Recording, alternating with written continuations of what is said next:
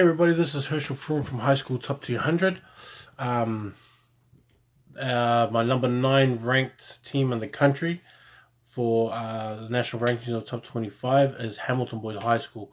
Now I think Hamilton Boys High School, Hamilton Boys High School, they got two second 15s that feed into the first 15, and one's an older lot and one's a younger lot of these second 15s, and so when Hamilton boys get their younger guys into the first 15 for the first year, they already know what the system is and they already play against first 15s as a second 15, and so the jump up is not so brutal as it usually would be when a lot of guys jump straight sort of from under 15s at the first 15 and so forth like that, or sometimes they just stuck playing second 15s, which isn't that great sometimes, but they prepare the Hamilton boys guys really well that they already play first 15 players, first 15 teams by the time they get into the second 15 and into the mainstream of the first 15. Now, I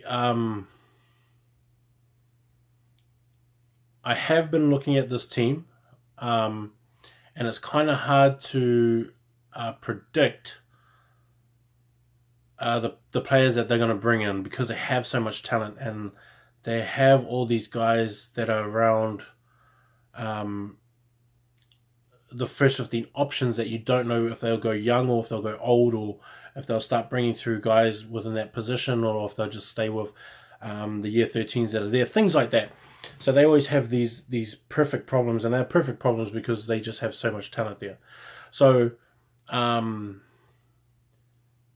Keelan Holton McMillan is probably is going to be the main prop, along with Nicholas Jeff Cope at hooker and Albert Naden as the other prop. Now these guys aren't like a huge front row, but they're actually really solid and technically really sound in the way that they prop. The front row is going to be really strong around the field, and they're not going to run these systems where the props do get a lot of freedom. They make a lot of tracks up the middle of the field, playing off the first five, inside first five, and run really good angles and stuff like that. And Keelan, who doesn't look like much on the field, but is actually pretty explosive and really technically skillful and strong within the scrums as well. I think he's going to be a standout player and could be on that cusp of New Zealand secondary schools barbarians as well. Now Tom Martin as a lock blindside, I still think he's a blindside. I still think he's probably one of our better blindsides in the country because he's so durable that you can pretty much put him into those two positions and he'll work out perfectly anyway. They've got Josh Lord, who is a young year 13 who can also come back next year, and he's about 6'7", 6'6", 6'7", really tall kid, a little bit lanky, but he can still get the job done.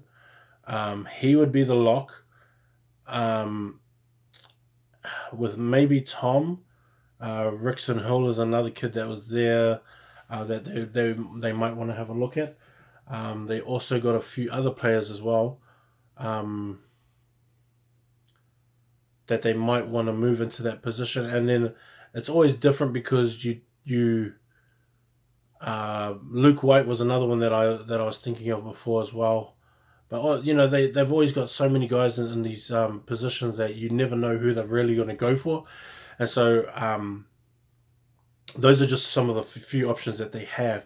Now the reason for me, if Tom goes back into lock, that's because they've got another transfer student from Matamata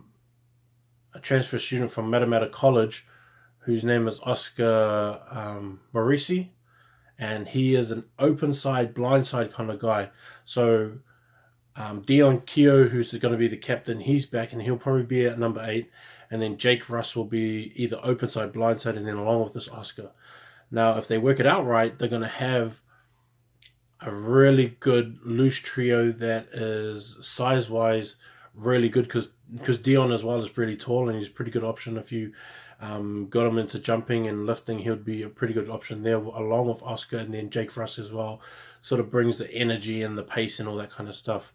So in terms of shutting down and having that running power as well, Dion provides that real good strength and running power, and Oscar Jake provide that defense, and so that they still remain on the still remain within the duties of a loose trio. Cortez Lee, Ratima is probably going to be the halfback. That might be maybe one of the shorter options of who the halfback might be. First five is another one where they're not too sure of who they really want to be there, but they do have a lot of a few players that they're looking at as well. Trey Poihipi is going to be maybe one of the wingers, as along with Raven James. Pikau is there. Josh Colvert is another one that might be in. So like it'll be Raven and Josh Colvert in the second five and center. Liam Wilson will probably be at the back as well. And so it depends who they're putting in these different positions and how they're going to play them. Hamilton boys are always going to be tough in the way that they that you don't know what boys are going to be filling in these roles, and then what they can actually do for the team. For some reason, there's just this thing about Hamilton boys high is that when they put on that uniform and they run on the field, they play like they're the best players in the world, and it just turns out right for them somehow. And so that's what happens with all these other guys as well when they come into the team, is that it kind of has that same effect, and they play so that they don't let the team down.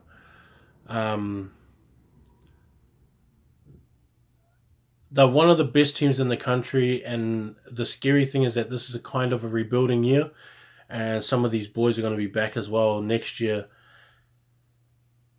which means that you're going to have to really watch out for them next year as well, because they're going to be pretty strong with a lot of these guys that can return back. This is my review for Hamilton Boys High School. High School Top 200. Peace.